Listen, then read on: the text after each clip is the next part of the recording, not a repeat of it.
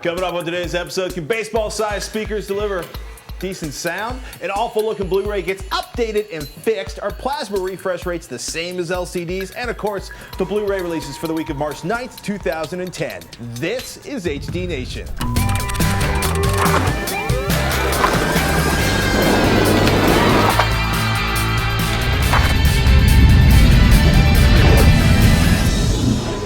HD Nation. Today's episode is brought to you by Gamefly, Netflix, and GoDaddy.com. Welcome to HD Nation. I'm Robert Heron. And I'm Patrick Norton. HD Nation is your guide to the best in HD content and the best in home theater gear, no matter what your budget is. Blu-ray, online, satellite, cable, over the air. If it's in HD, we like it. You know what? We should just forget about what we're watching. We usually talk about what we're watching right now, Zombieland, or at least I'll watch it again when I figure out who borrowed it. But I can't wait to hear what Robert Heron, the man that loves his TiVo, has to say about Tuesday morning's TiVo announcement. The new TiVo Premiere DVRs ship in April, replace the Series 3 and TiVo HD. The Premiere promises to record 45 hours of HD content, and the Premiere XL will stuff a whopping 150 hours of HD video inside. And of course, TiVo wants to be the key box in your living room's media temple. Dude. What a disappointing announcement this was. Really. Okay, well, TiVo does have 1080p output now, coming with the new Premiere systems. They have finally upgraded their menu systems to full HD quality using Flash technology. It's a Flash-based menu system? Flash-based menu system that, and we'll get into in a minute why I'm really disappointed in this. Having had Shockwave Flash take out several browsing experiences the last couple of days. I'm a little down on Flash, really? But Shockwave's different from Flash on a device. No HTML5 love in this. Anyway, now the HD TiVo Series 3 was unveiled back in 2006 at CES, and now they're finally getting around to providing a widescreen high-definition interface. Wait, did it have big black pillar bars on either side of the interface? No, they just stretched it. Really? Stretched it so that not only the TiVo logo got stretched, but anytime a clock interface, the little clock that says wait while we're doing something. So it was like Oompa Loompa It's vision? Oompa Loompa, exactly. And this new Flash interface won't be compatible with any of the previous TiVos. So you're not getting this software on your existing TiVo? Apparently not. Apparently it's going to require that new processor. That's a dual-core processor they're putting in the Premiere, but apparently the Flash technology is just too much. It'll overwhelm the poor HD TiVos of previous. Let me guess, your existing lifetime contract to provide service for your TiVo, your one-time giant payment is not transferable to a new box. No, but you know what? That's clearly stated, though, when you buy the darn thing. Anybody who complains about that just didn't read what they were signing. I mean, you know that. I will say, though, that the TiVo Premiere owners won't have to deal with some of the really, in my opinion, unintuitive menu interfaces. 4 layers down into search for a movie or something? That, or even when you update, say it for the first time, if you didn't know anything about a TiVo and you want to change around your season pass list, that's your scheduled recording list, you actually have to go into a menu that makes no sense whatsoever. It's like, oh, I got to go into find a show to record in order to basically change around my list of things I want to record. Anyway, I'm glad the new interface is coming for those new users and to be able to hopefully clean it up for them. Well, it's also, it's got better search integrated into it. It's not just currently available. They made it the right, Current TiVo owners have been beta testing this search feature for a while, myself included, so that's nothing new. Okay. Where is RSS video support? They've had audio support for a while. It'd be nice to see them add, a way to add support for video files as well, especially they got this new fancy processor. Having dealt with contracting with the back end of TiVo, basically they have broadcast engineers and they're basically like, we want to use giant amounts of bandwidth even for SD signals because that is the way broadcast professionals do it. So if that's true, that's just weak because this is RSS. This is all they have to do is say, point that darn thing at the internet and say anything that's listed in that RSS feed, drag it into your TiVo. In their defense, and I know people a lot of people watch the show on the TiVo and they love it because it's clean and simple, but to TiVo's defense, they are trying to make sure that the content actually comes through and works. Because there's nothing worse than going season pass, click, and then having it, can't you just see the little thing popping up, not compatible with your, So I can see why they're trying to control it a little bit, maybe. No. Maybe. I just don't take that. That's not a valid reason for me. RSS, for you're a power user. Any file that the TiVo supports already, why can't they just make it so that I can link to a website like they currently offer with audio files? Granted, audio files are a little less bandwidth. They work on more of a wider range of TiVo hardware. Container compression. But for video stuff, at least let me try. If the video's chunky, I can deal with that and try a different video file at lesser quality. But anyway. Is there anything else the Premiere XL brings? No. Oh, 1080p output. Did we mention that? Okay, it's got that. And it's got the new menu interface. Otherwise, what about a backlit remote? Backlit remotes Because currently. they were talking like backlit remote, THX certification, that's the same, THX optimizer. That's new for the XL version of the Premiere product. It will have a built-in THX optimizer, which I just got off the phone with the THX folks, and they said it is an updated version of the current THX optimizer available on DVD. They have some new test patterns they've added to it, as well as a dialogue in the background to help you basically know what it is you're dealing with. A little narration, I guess you'd call it. And so those two items are nice, but that'll be on the Premiere unit. Terabyte hard drive in the XL, that's as big as they're going. Why not 2 terabytes?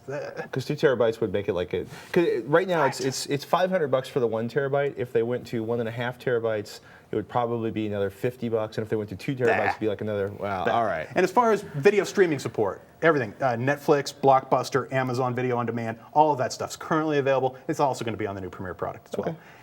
Over-the-air tuner in the new one? Yeah. It does have an over-the-air. It does have an over-the-air tuner. Well. They didn't strip that. It will have a single card slot supporting multi-stream cable card tuners. And that's cool. That's great. But as far as FiOS support, we were talking about that last week. FiOS has support for Verizon, but not AT&T Uverse. I don't know why that is. It'd be nice if it had both. Well, so you're over it. I am. I'm But done. you're not getting rid of your current TiVo. Oh, heck no. Lifetime service on that box. Lifetime of the box. Not me. Not TiVo. Just the box. Oh, wow. Speaking of being over it, Hulu says Viacom is over Hulu. They say March 9th is the last day for Comedy Central shows on Hulu. After 21 months, Viacom is pulling The Daily Show, The Colbert Report, and all the other Comedy Central shows off the online video portal. The New York Daily News quotes ComScore saying Hulu streamed 1 billion videos in December 2009, second only to YouTube. And the rumor on the street is that The Daily Show and Colbert Report were 2 of the strongest shows on Hulu, both in terms of advertising sales and distribution. So I wonder if maybe Viacom is pulling the Comedy Central shows back to ComedyCentral.com, or at least the fans, to try to earn more revenue. Yeah, in my opinion, I think you get better image quality streaming directly from Comedy Central and their streaming tech.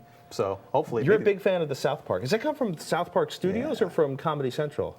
I think they share some technology there because you get the same interface going either way. But if you go right to SouthParkStudios.com, you go right to their portal site for everything related to the show itself. I mean, I gotta say, Hulu, Viacom, all had nice things to say about each other. They definitely want to work together in the future. So we'll see. In other news, if you covet Harmony's universal remotes but aren't willing to pay up their big dollars for one of their top-of-the-line remotes, or you just haven't been as lucky as Mr. Norton trolling Costco for closeout sales, Oh, yeah. you'll be thrilled to hear that Logitech has dropped 2 new Harmony remotes for under $100. Aw. Both share the... After I buy mine on closeout, new models, probably faster chips. Well, Sorry. I took the Series 3 plunge and now... Oh, never mind. You were saying. Anyway, both of these new remotes share the shape of the Harmony 700, and both the $79 black and white screened Harmony 600 and the $99 Harmony 650 are restricted to controlling a maximum of 5 devices. That's reasonable. Is that a limitation? Well, let's see. I've got It's a limitation, but is it bad? Blu-ray player, DirecTV, Apple TV, Roku box. Oh, wow. 4, I don't need the HDMI switch anymore. For most people. So I'm good. Unless home theater PC, it's 5. We're good. 5's good. Awesome. 6 is better. 7 is better. Hey, you know what? What? You got to pay the bills. Let's do it. Death, Broken Hearts, your favorite band taking a little time off. There are bigger disappointments than getting home with a new video game and finding that you've dropped $60 on a DVD jam-packed full of gaming suck. I can't help you with death or taxes. My dating history speaks for itself in whimpering, sad tones. But our sponsor, GameFly, the largest online video game rental service ever, they can help you avoid buying a crappy game. We're talking about thousands of new and classic titles for rent across all consoles and handhelds at your fingertips for $15.95 a month. You can rent 1 to 4 games at a time and keep them for as long as you like. 184 hours to finish that game. It's okay. You don't have to tell your friends how long it took. And GameFly is not going to hurt you on it because there's no late fees, no due dates, and the shipping back and forth to your house, always free. When you're done, send it back. GameFly sends you the next available game on your list. You can even buy a game if you like it at a discount because, Katamari, it's got to stay. Now, here's something even better. AC Nation fans, you can score a 2-week free trial. You just got to sign up at gamefly.com/HDNation. Some restrictions do apply. See the site for details. But please keep HD Nation coming into your inbox or wherever we're showing up by trying out our sponsors like GameFly. Gamefly.com/HDNation. This This, ladies and gentlemen, is a copy of Gangs of New York. I am a huge Scorsese fan, but I can't say that this was my favorite Scorsese movie. The plot's weird, the history is kind of compressed, to say the least, but I'm going to watch it over and over again because the costumes, the sets, and the interpretation of Manhattan during the Civil War is absolutely stunning. Or at least it was in the theater, because the original Blu-ray release that came out in 2008, which looks like this on the rack, well, was awful. A 50 gigabyte disc, it looked like a poor 4.7 gigabyte DVD transfer because it pretty much was a recycled DVD transfer. Oh, the pain, the agony, and the suffering. However, there is a remaster that came out early in February. The remaster, which has a big Miramax Award-winning collection banner across the top instead of the 10 Academy Awards nominations, and it's black instead of blue, gets rid of the digital noise reduction set to 11, the wonky coloring, the ridiculous edge enhancement. Oh my goodness, everybody's got halos in the first version, and the overall lack of detail, which is really frustrating. When you have a big, beautiful 1080p screen, you want things to pop. You want all of that beautiful work on the sets to pop, and the original version looked like the ass. Now, you want to see what we're talking about up close? There are lots of great side-by-side screenshots comparing the original release on Blu-ray and the new master release, or the newly mastered release, the one that just came out, the one we told you about, the new one that looks like this. They're up at highdefdiscnews.com. We've got a link in the show notes. Folks, we're going to do our best to warn you when a Blu-ray disc isn't looking like a clear improvement over a DVD, at least if we can get our hands on it before it releases. And I got to say this right now, a lot of 80s movies we grew up with are always going to look ugly, partially because of the cinematic style, partially because of a lot of cheap film stock, but the newer stuff should look good. If they're shooting it recently, they should have a decent master. We'll see.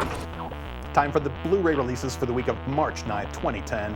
Just in time for the Oscars, nominees Up in the Air and Precious are being released on Blu-ray this week.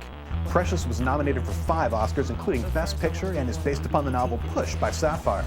It features a 5.1 DTS master audio mix using the MPEG-4 codec, and several featurettes as well that explore the cast and crew's experience making this emotionally wrenching film. It also includes footage of the previously unknown lead actress, Gabri Sidibe. Up in the Air was nominated for 6 Oscars, including Best Picture, and stars George Clooney in an amazing role as a guy who fires people for a living, but the film explores themes much deeper than you might expect. It also includes a dozen deleted scenes, storyboards, and a music video by Sad Brad. Unsurprisingly not nominated, but also released on Blu-ray this week, Boondock Saints 2, All Saints Day. With none of the magic that made the original so awesome, at least it keeps most of the original cast, aside from replacing the brilliant William Dafoe with Julie Benz of Dexter fame. Extras on this disc include a half-hour behind-the-scenes featurette, an hour-long look at the cast and crew's time at Comic-Con, some deleted scenes, and a few other behind-the-scenes goodies. Sports fans will be glad to hear the NFL's Super Bowl 44 Champions is also released this week, as is UFC's Best of 2009. Old Dogs will be released on both a single-disc version and a 3-disc version, which includes a DVD and a digital copy on the 3rd disc. It's worth noting that the 3-disc version is actually cheaper than the single-disc version is right now on Amazon. Other releases include Capitalism, a Love Story, Hachi, A Dog's Tale, Pirate Radio, Planet 51, and The Stoning of Soraya M. Let's take a moment to thank one of our sponsors, Netflix. I'm in the mood for some sci-fi action this week, so I tweaked my Netflix queue to put District 9 and Terminator Salvation at the top of the list. I love my longish queue of movies. I usually let it surprise me, but sometimes I take a more hands-on approach, like this week. That said, Netflix saves me time, money, and hassle by delivering my sci-fi desires directly to my home. As a Netflix Unlimited member, you get discs in the mail in about 1 business day. Plus, for $9 a month, you can instantly watch unlimited TV episodes and movies streamed directly to your PC, Mac, or right to your television via a Netflix-ready device like the Xbox 360, PlayStation 3, and soon the Nintendo Wii console. I'm partial to devices that can deliver Netflix HD streams, of course.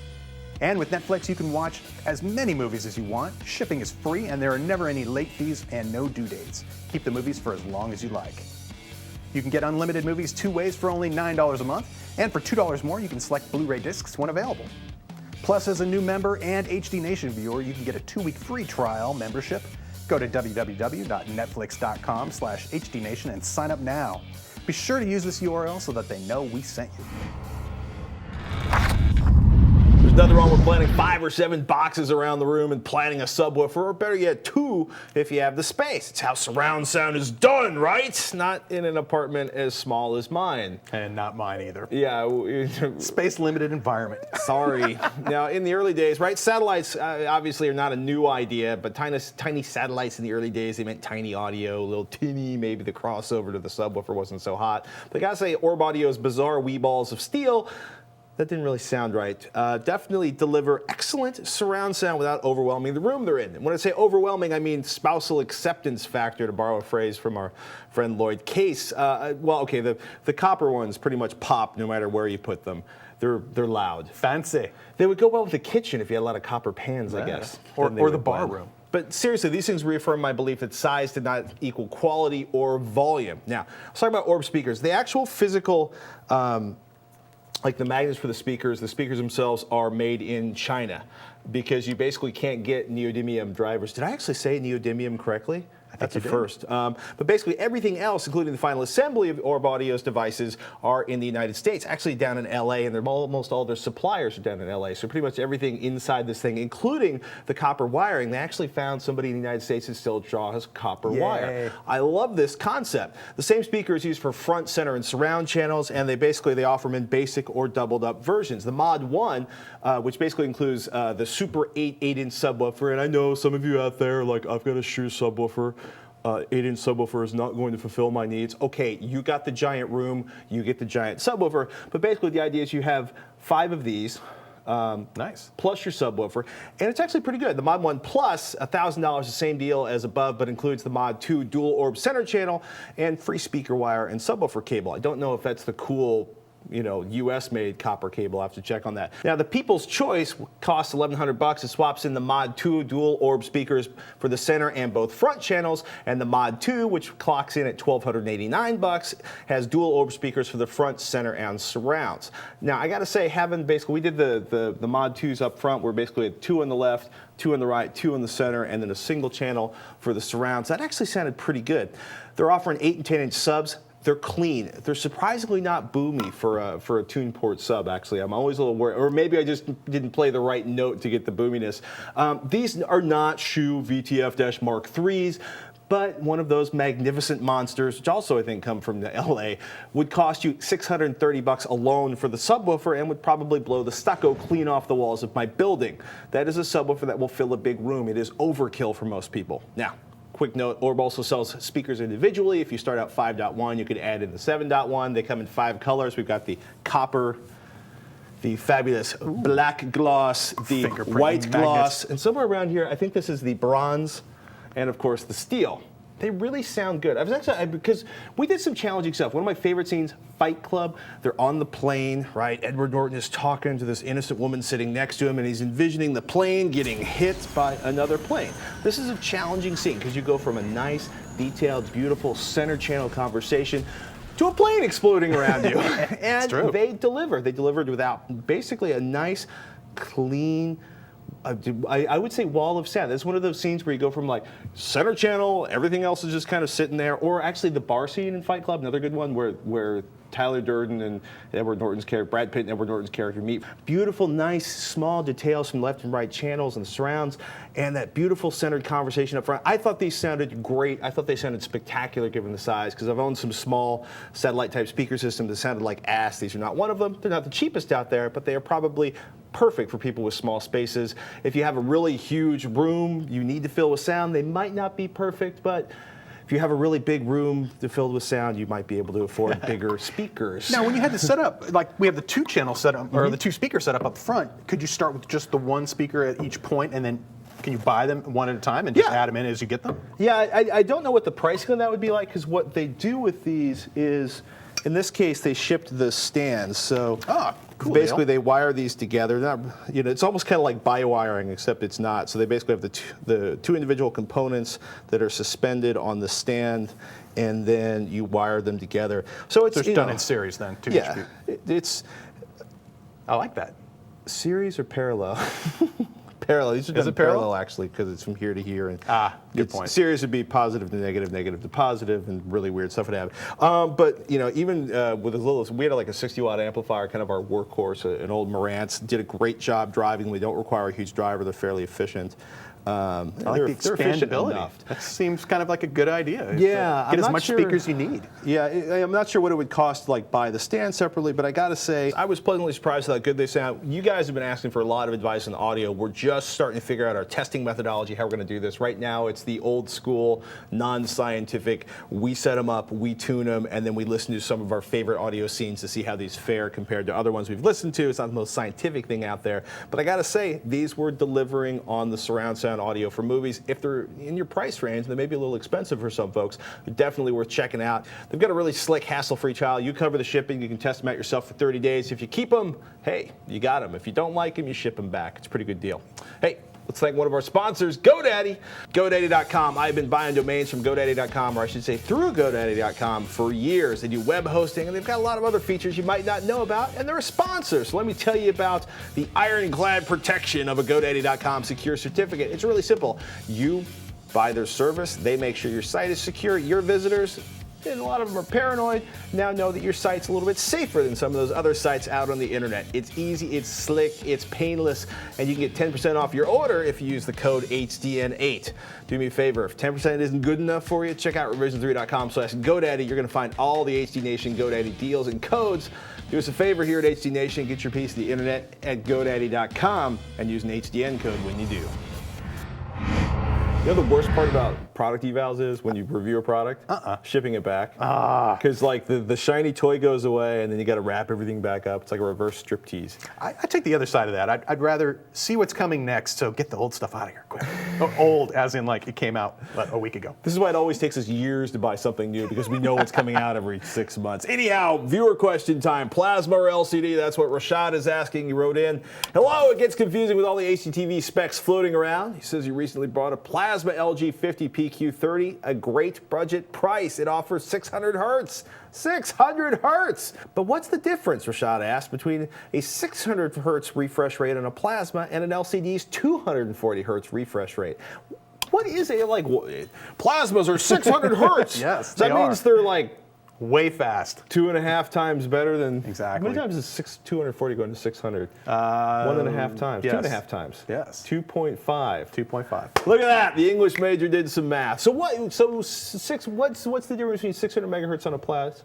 600 hertz on a Plasma. Megahertz. We're getting there. Well, first, refresh rate. And when you think of a TV's refresh rate, think of it as the number of times per second that the picture is flashed. Right. Not to be confused with a similar sounding term, frame rate, that describes the frequency of unique consecutive images produced by an imaging device. Films have frame rates. Yes, and in the case of film, have refresh rates. Most of the films that we've seen are actually originally captured or either digitally or on film at 24 frames per second.